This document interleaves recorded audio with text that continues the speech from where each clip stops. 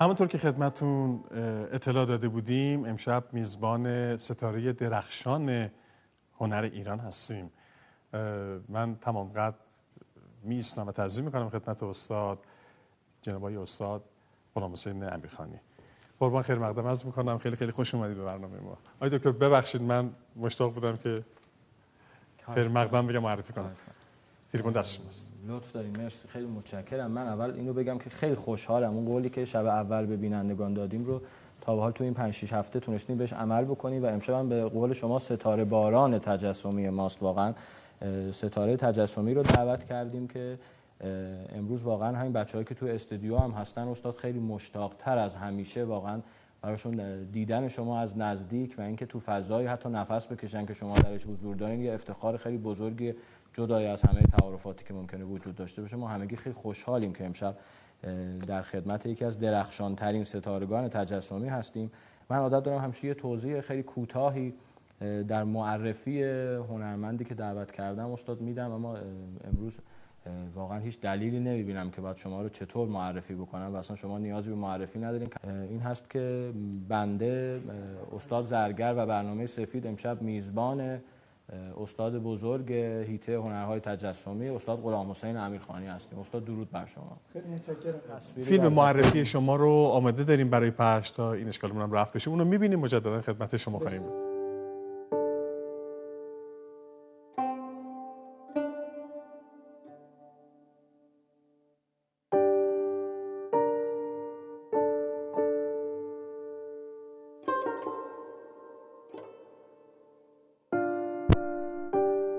به نام خداوند جان و خرد.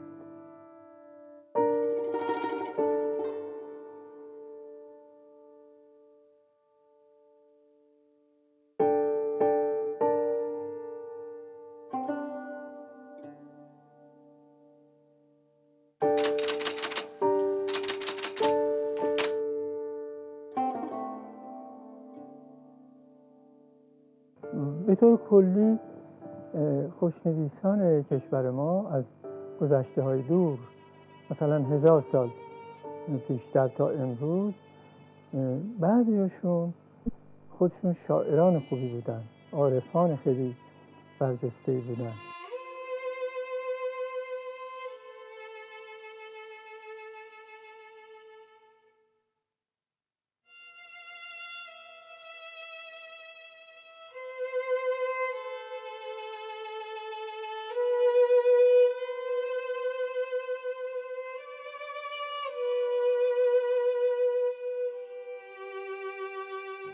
به این گونه پیش آمد که من در محیط خانواده و با وجود رفت و آمد بچه‌ها بزرگترها و سر صدا شاید بهتر میتونم خودم رو تنظیم کنم، چرا که خیلی علاقه‌مندم به شنیدن و اگر صدای مناسبی مثلا از رادیو یا بعضی مطالبی که ضبط شده هست و استادان عالی مقام ما در زمینه‌های مختلف، تاریخ، فلسفه و تحلیل مسائل هنری، به طور کلی اون صدا کمک میکنه به اینکه من حتی از اون موقعیت الهام بگیرم.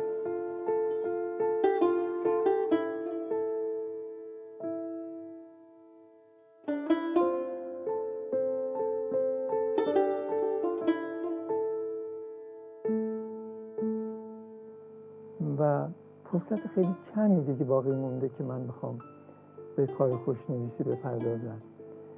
به این دلیل دیگه احساس نیاز یا فرصت مناسب نداشتم که یک دفتر کاری داشته باشم مثل بقیه دوستانم.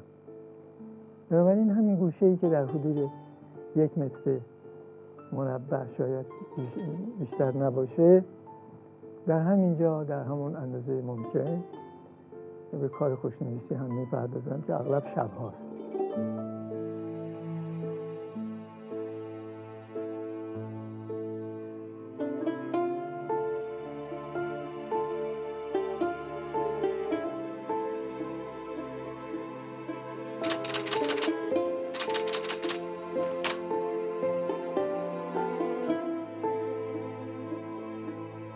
کتاب یک همراه همیشگی اهالی هنر هست، برای اینکه تمام کسانی که در زمینه‌های مختلف مثل تئاتر، سینما، نقاشی، موسیقی کار میکنن، پشتوانه معرفتی و فکری اونها باید هم پیوند داشته باشه با فرهنگ خودشون از گذشته ایام و عمیقاً این پایه‌های محکم رو بشناسن و در حد بضاعت استعداد خودشون رو با اون تنظیم کنن و به اصطلاح پایگاه قوی پیدا بکنن. من این دو بیت از مثنوی به ذهنم متبادر شد و اون می نوشتم براتون.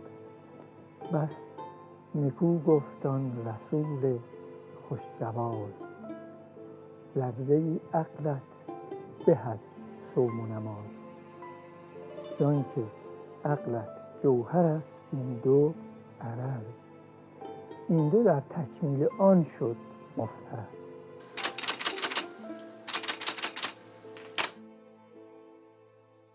برنامه سفید افتخار داره که میزبان استاد غلامحسین امیرخانی باشه. استاد عذر میخوام، همچنان در خدمتتون هستیم، فرمایشتون رو گوش میکنم.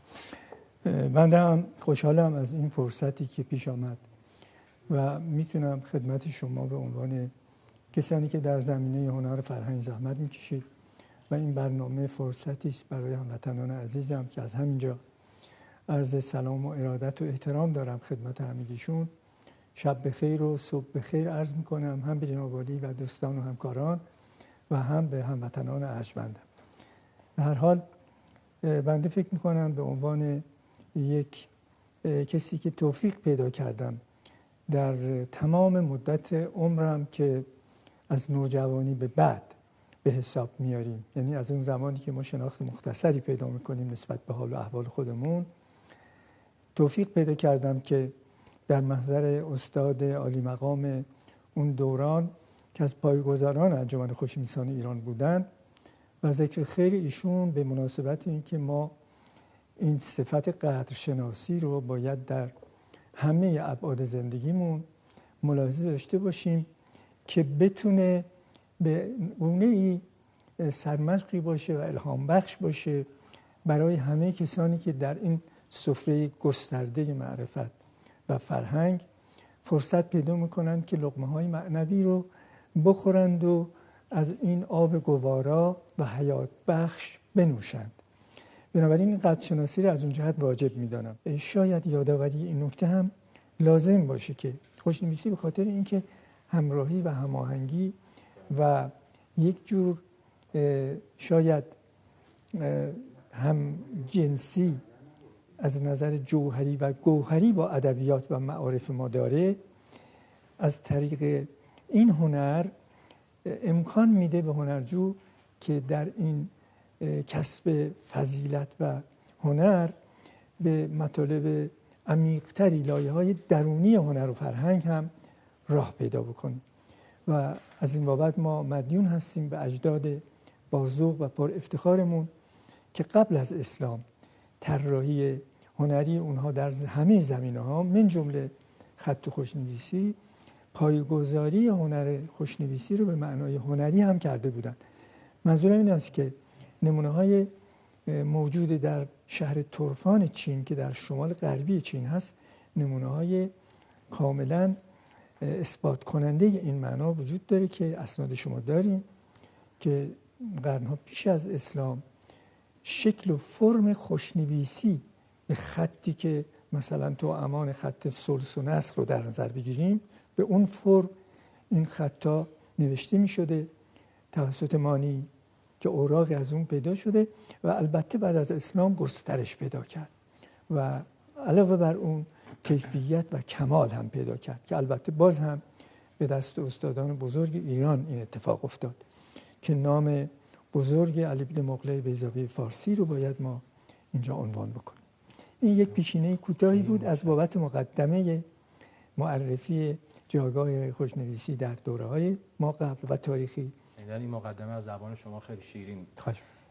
من یه توضیح خیلی کوتاهی بدم چون در واقع توی برنامه سفید که از شبکه آموزش سیما پخش میشه، ما به هدف آموزش دوستان هنرمندان و علاقمندان به هنر هستیم من خیلی همیشه دوست داشتم از شما به عنوان یه هنرمند برجسته یه سوالی بکنم و اینکه تعریف شما رو اصلا از هنر بدونم. شما به عنوان یک هنرمند خوشنویس برجسته، تعریفتون اصلا از کلیتی به نام هنر، شاید خود سوال من گسترده به نظر برسه اما شنیدنش از زبان شما قاعدتا خالی از لطف نیست. خب البته این یک پرسش همیشگیه، کسانی بوده که در این مسئله حساسیت داشتن، علاقه‌مند بودن و جستجوگر بودن. بزرگان تازه اولی در این زمینه کوشش کردند که تعریف درستی و به اصطلاح خودمون جامع و مانعی بدن. معروف است که از تولستوی پرسیدن هنر رو چگونه تعریف میکنی؟ بعد از چند سال کتابی که چندین صد صفحه بوده در پاسخ نوشت ایشون. میخوام با این مقدمه اشاره کرده باشم که یک معنای عمیق گسترده همه جانبه‌ای داره که خاستگاهش همه فرهنگ است. در مدار جغرافیایی مناطق مختلف و فرهنگ‌های مختلف و هر کدومشون به تناسب فرهنگشون، تاریخشون و اینکه شرایط طبیعی اون منطقه چه اقتضایی داره، فرهنگشون، پیشینه مثلا معرفتیشون چه اقتضایی داره و البته بعد از اینکه به یک جایگاهی و اعتباری رسوندن هنر خودشون رو در زمینه تجربه مثلا منطقه خودشون، پیوندی که از سایر جاهای دنیا به عنوان یک رفتار همیشگی که این پیوند و ارتباط موجب تکامل بوده به وجود اومده.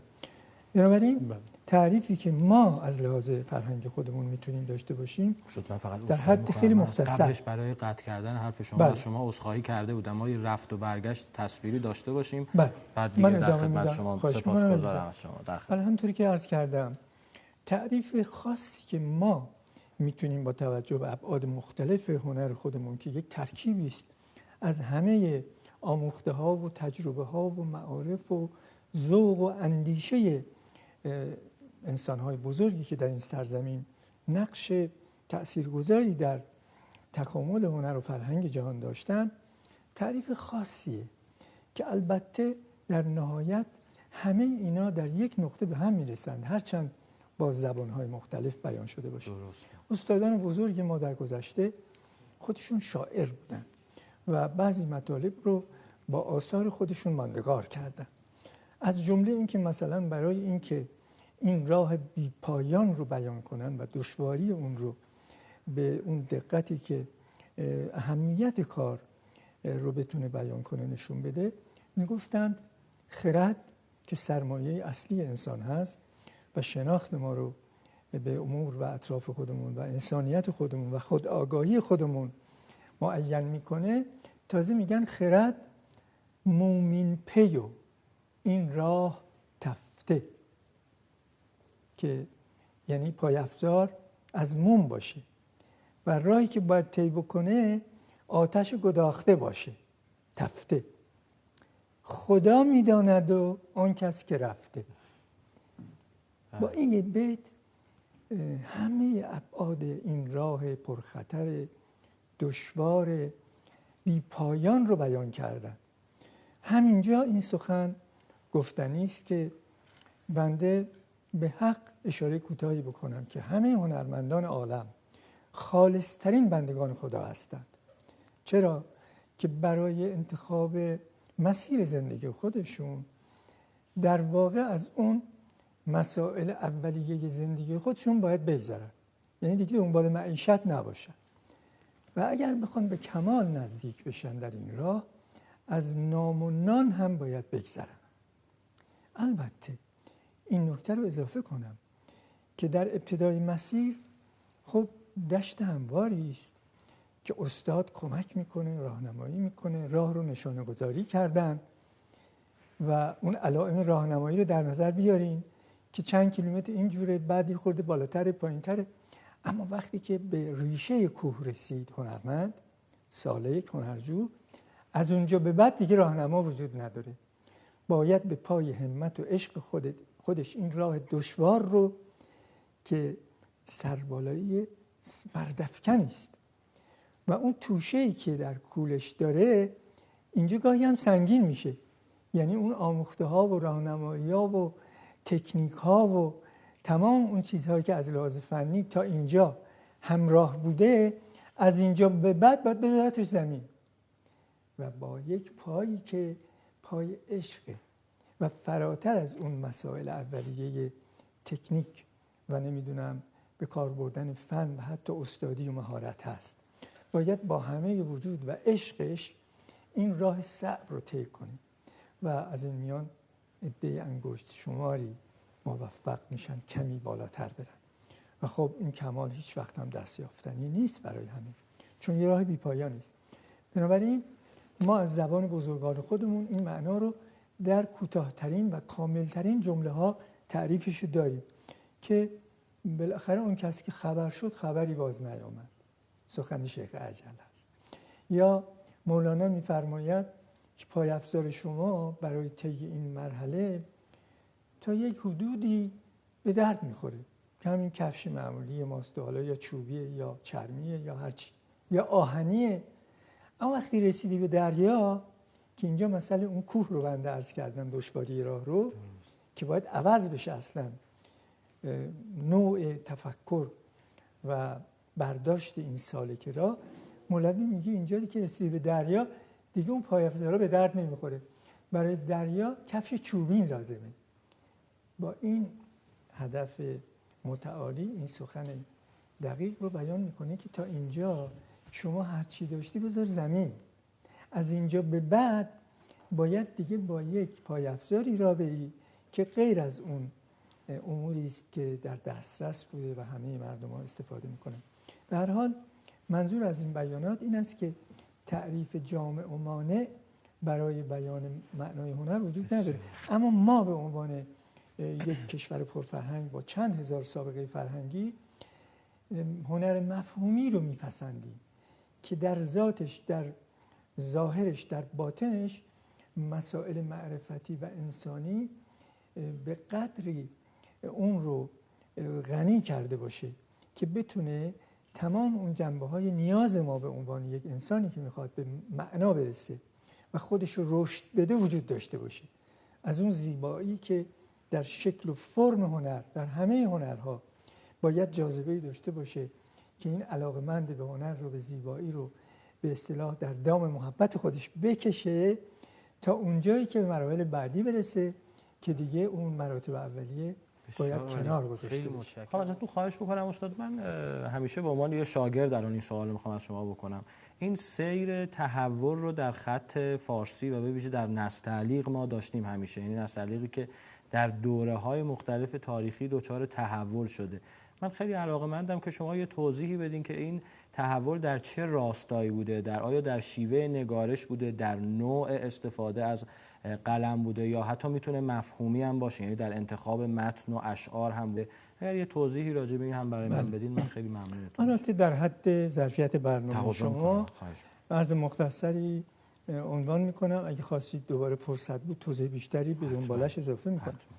اساس مسئله برمیگرده به تفکر و سلیقه ما ایرانی‌ها که فرهنگمون، شخصیتمون، اون چیزی که آرمان ماست به دور از خشونته و این خشن بودن رو در ابعاد مختلف ما میتونیم ببینیم. در نوع سخن گفتن شما به زبان فارسی توجه بفرمایید که کلمات چه جور نرم و غلطان به روی همدیگه جاری میشه در زبان ما و در گوش شنونده و آهنگش به گونه‌ای است که به صورت نثر هم اگه بیان میشه یک شنونده که فارسی ندونه فکر میکنه داریم شعر میخونیم. بنابراین از زبان به ذهن و از ذهن به زبان این پایه نوع تفکر و اندیشه ماست که به این گونه به ظهور پیدا کرده که ادبیات ما اون وقت ریشه و مبنای فرهنگ ماست، هنر ماست.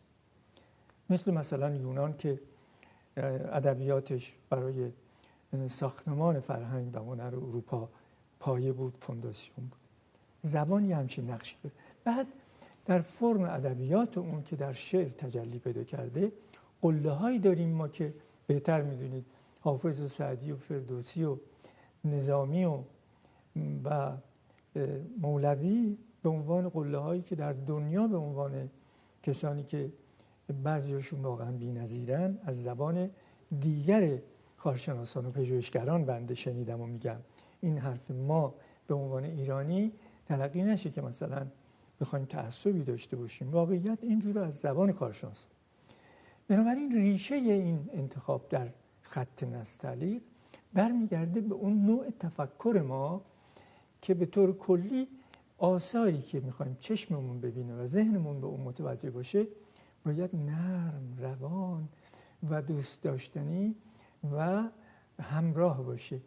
یعنی هیچ گونه حالتی که تقابلی باشه، گارد گرفته باشه، انگار که از وجود خود ما برخواسته و به دل ما کاملا همنشین و همراهه. بنابراین در خط نستعلیق که در قرن سوم به بعد چهارم به بعد پایه‌هاش با خط تعلیق شروع شد و بعداً با ترکیب خط نسق تبدیل شد به خط نستعلیق، برای این بود که یک ساختاری به وجود بیاره که هیچ زاویه نداشته باشه و در این حال همش دور باشه. در سخن بزرگان گذشته ما گفته شده که 1/6 سطح و 5/6 دوره. حالا بنده عرض میکنم که همه خط نستعلیق و خط شکسته که ادعای ما ایرانی هست به طور ویژه دوره، یعنی نرمشه، یعنی اون چیزی که ما در فضای اطراف خودمون میبینیم، از زمین و طبیعت، از هر گونه، خود انسان، انواع پرنده ها و چرنده ها و غیر ذالک و کهکشان، همه در یک دوری شکل و فرم هندسی دارن. خط نستعلیق هم یعنی هیچ شکست و زاویه‌ای وجود نداره و حتی گاهی ما میتونیم این تقارن رو و این یک جور برگرفته شدن از یک الهام وسیع‌تر و عظیم‌تر، مثلا میدانیم که کره زمین در یک حالت عمودی چرخ نمیخوره به دور اون مداری که مثلا سال شمسی رو ایجاد میکنه، یک زاویه ملایم 23 درجه‌ای داره که فصول رو در مقابله با خورشید تعیین میکنه، زمستان و تابستان. یعنی هر جا که مستقیم با آفتاب روبرو باشه تابستان، بعد زاویه پیدا کنه یه ذره کج بشه پاییز، زمستان. خط نستعلیق هم ایستاییش روی یک حالت عمودی نیست، همون 23 درجه در طراحی این خط معجزه آثار رعایت شده.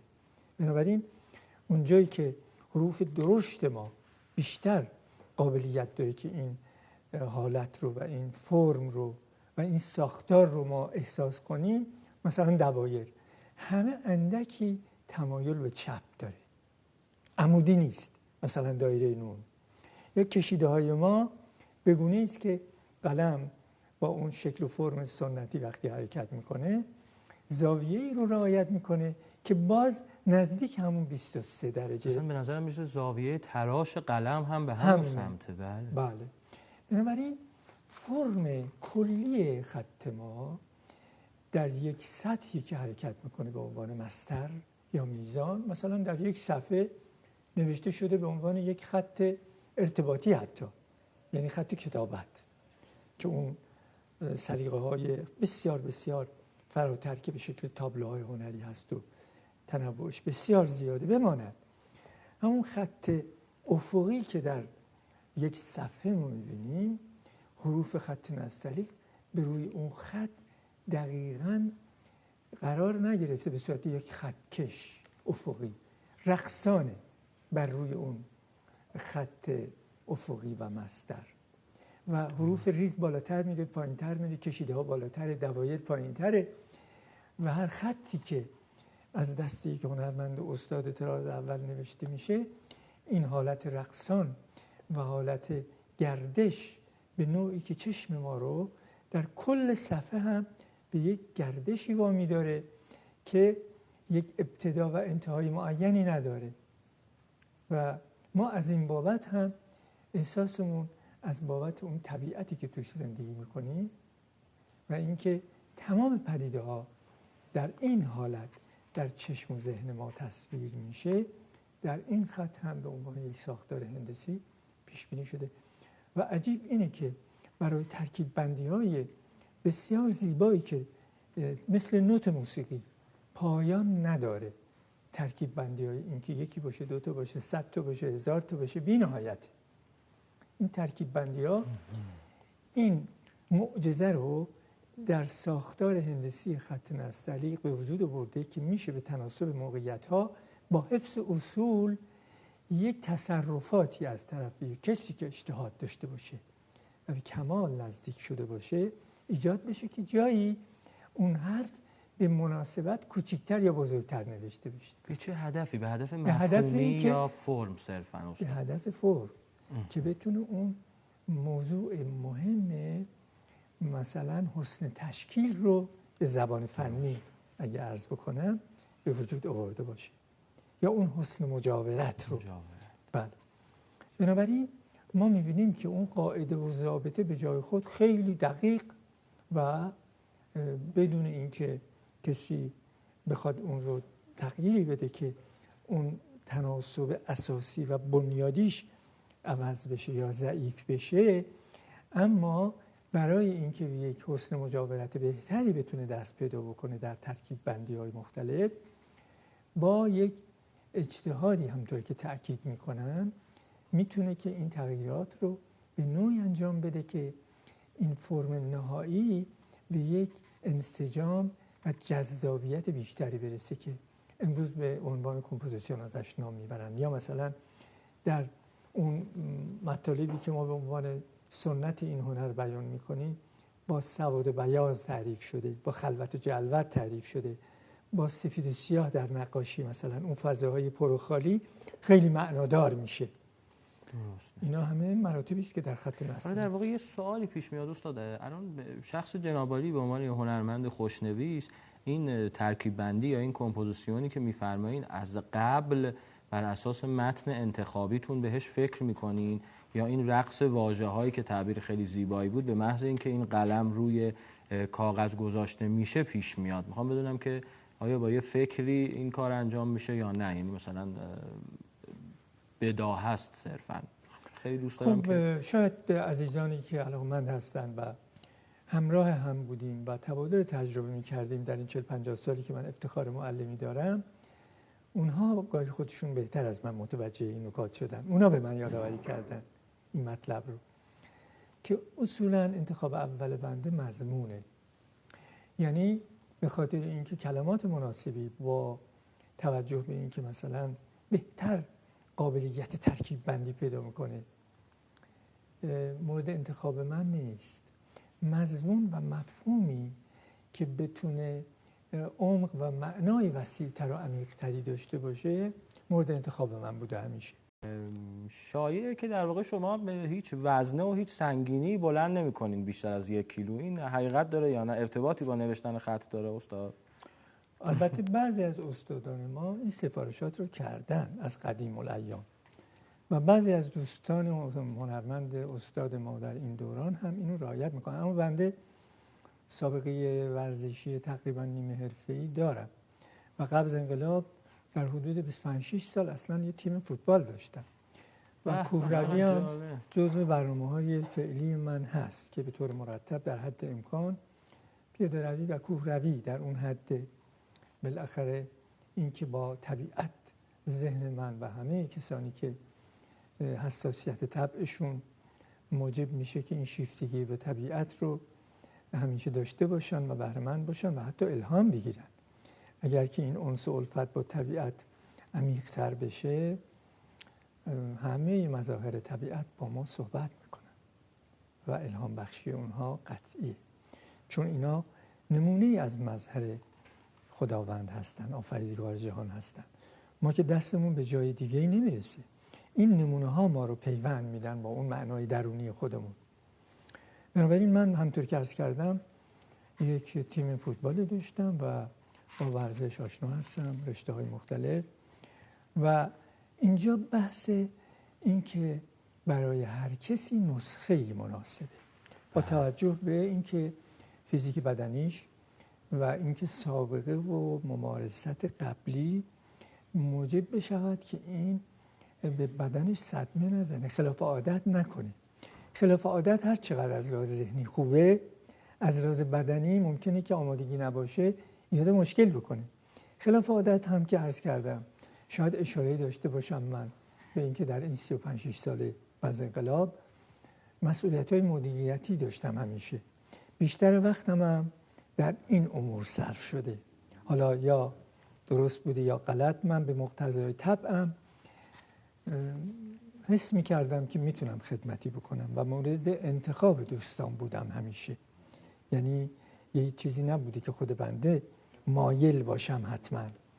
و وقتی به من مأموریت داده شده از طرف دوستانم با انتخاب اونها، طبیعتاً منم انجام وظیفه کردم. بنابراین بیشتر وقتم در اون موضوع.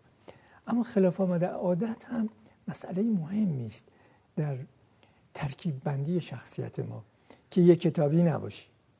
یعنی جهانبینی ما از لحاظ اینکه با همه فرهنگ‌ها و مطالبی که میتونه رشد دهنده باشه و گوشه‌ای از اون پرسش‌های همیشگی نوع انسان رو پاسخ میده آشنا بشه.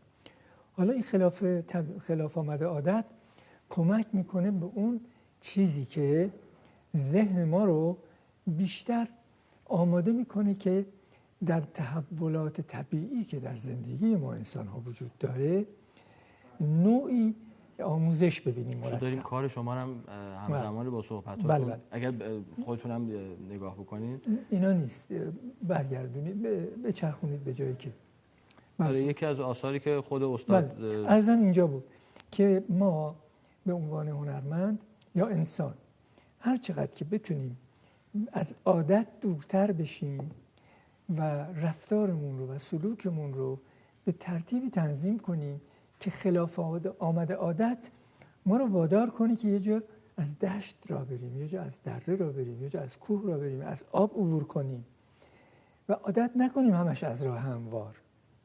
در نتیجه هم از نظر بدنی ما به مقاومت و به معانست با طبیعت خودمون رو تنظیم میکنیم، هم ذهنمون اون وقت در مسائل فرهنگی و مسائل معرفتی که بی‌نهایته. اگر بخوایم این تمثیل رو در نظر بگیریم، نگاه جذابتون به همه چیز همیشه. بنابراین اینجا کمک میکنه که ما این ریاضتی که در فراگیری هنر به طور طبیعی باید همه جویندگان این راه و هنر آموزان طی بکنن، دشواری تبدیل میشه به یک جور همواری و لذت و رنج در واقع شیرین.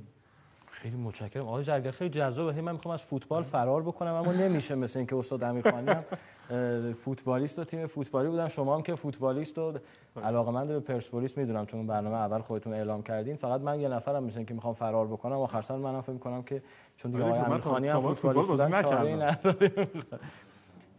یکی از آثارتون استاد من میخوام خواهش بکنم همین ریتمی که فرمودین و این نوع نگارش رو مثلا رو همین اثر حتی اگر بتونید برای ما یه توضیحی روش بفرمایید که هم متن و هم انتخاب این شیوه نگارش استاد. در اینجا مصرع اول یکی از غزل‌های ناب و بی‌نظیر خواجه شیراز هست: همای گو مفکن سایه شرف هرگز، در آن دیار که طوطی کم از زغن باشد. این مصرع دومش. در اینجا همونطور که ملاحظه می‌فرمایید چند تا حرکت اساسی که نقش زیبایی و پایه‌ای اونها برای اینکه یک خط به حد اعلای زیبایی در یک صفحه مثلا دسترسی پیدا بکنه قرار گرفته که دایره هست و کشیده هایی که در این نوشته ملاحظه می‌فرمایید به گونه‌ای همدیگر رو تکمیل کرده و به اصطلاح ابتدا و انتهای سطر رو به گونه‌ای با اون توضیحی که دادم سبکی و سنگینی درست این جوری باید تنظیم بشه که به سمت بالا هم گردش پیدا کنه و چشم ما رو به صورت حضور همین همای و حرکتی که به شرف.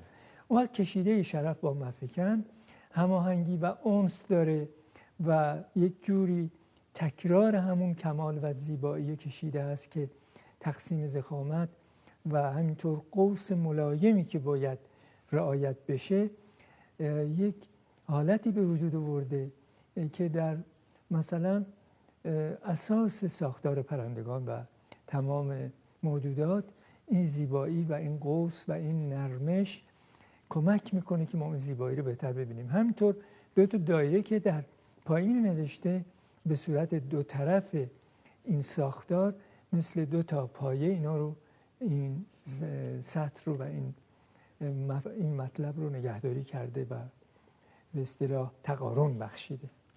درسته. پس در واقع هم مضمون شعر و هم نوع نگارش، این دوتا با هم دیگه، یعنی ساختار و مفهوم در هنر خوشنویسی کاملا به هم مرتبطن. یعنی اینطوری نیست که بر حسب اتفاق یه هنرمند خوشنویسی یه متنی رو برداره و بعد بدون دقت و توجه به مفهومش بتونه که در واقع خط بنویسه و کار بکنه. در نگاه بنده که مفهوم همیشه نقش اول رو داشته. بله، یعنی اول انتخاب شعر براتون انتخاب مضمون، حالا هر مضمونی، حتما شعر نباید باشه، هر متنی که نگارش، هر متنی که بتونه اون ارزش و اون جاذبه رو داشته باشه که دل من یا شما یا هر علاقه‌مند به کمال و زیبایی رو تصرف بکنه. خیلی متشکرم. اینجا اون احساس پیدا میشه که به طور بداهه این مطلب نوشته میشه و اینکه ابتدا اندازه‌گیری بشه و تمرین بشه در کار بنده نبوده. شاید بیشتر از 90% از آثار من بداهه نویسی. سپاسگزارم استاد. به من اشاره میکنن که دیگه وقتمون تموم شده. من فقط این مصرع از خواجه شیراز رو به شما تقدیم میکنم از طرف همه بچه‌ها که تنت به ناز طبیبان نیازمند مباد. من میسپارم به دست استاد زرگر عزیز و هر چیزی که دستور بدن. خدا نگهدار. در خدمتتون هستم. خواهش میکنم. خیلی لطف کردید استاد، تشریف آوردید. من مطابق معمول هر برنامه قرار بر اینه که برنامه‌مون رو تقدیم بکنیم. میخوام خواهش بکنم حضرت عالی به هر عزیزی که مایلید برنامه رو با بیان شیرین خودتون تقدیم بفرمایید. البته که بزرگان بی‌نهایت بزرگی ما در عالم خوشنویسی داشتیم و در سایر هنرها که در اینجا فرصت و مجال این که ما بیایم و یک انتخابی بکنیم که اون حق رعایت عدالت مراعات شده باشه. بنابراین در همین عالم خوشنویسی بنده عرض میکنم که تناسب داره. بزرگانی مثل ابن مقله بیضاوی شیرازی که پایه‌گذار بودند بمانند و بزرگانی مثل میر عماد که از لحاظ خط نستعلیق به شهره هستند و مقام استادی همه ما رو داشتن به جای خود. اما من به ملاحظه این که در این دوره معاصر استاد حسین میرخانی پایه‌گذار انجمن بودند و همیشه حضور داشتن و بیشترین شاگردان تربیت شده ایشون هستن، به مرحوم استاد حسین میرخانی تقدیم میکنم. تشکر میکنم. ممنون. شب بخیر و خدا نگهدار.